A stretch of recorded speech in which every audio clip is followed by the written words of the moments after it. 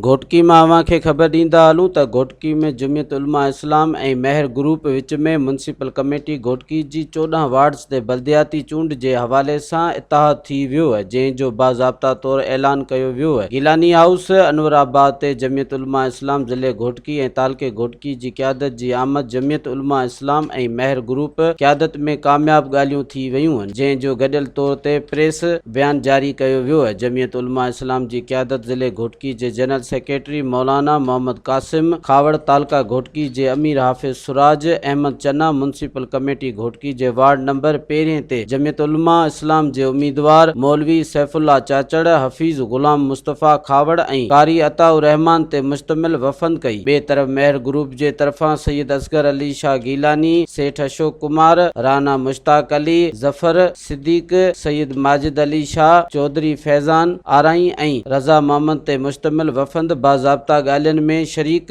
थियो। जमियत उलमा इस्लाम ऐं महर ग्रुप तरफ़ां गॾियल तौर ते इहो तय कयो वियो त घोटकी म्यूनिसिपल कमेटी घोटकी जे हद अंदरि 14 वार्ड्स ते हिक ॿिए जी भरपूर हिमायत जो ऐलान कजे थो, जंहिं मूजिब जमियत उलमा इस्लाम ऐं महर ग्रुप म्यूनिसिपल कमेटी घोटकी में बीठल मुश्तरक उम्मीदवारनि खे हिक ॿिए जी मदद सां वॾी अक्सरियत सां कामयाब कराईंदा। मज़ीद ख़बरनि ऐं तफ़सीलात लाइ विज़िट कयो असांजी वेबसाइट www.awamiNewsHD.com ऐं ॾिसंदा रहो अवामी न्यूज़ HD।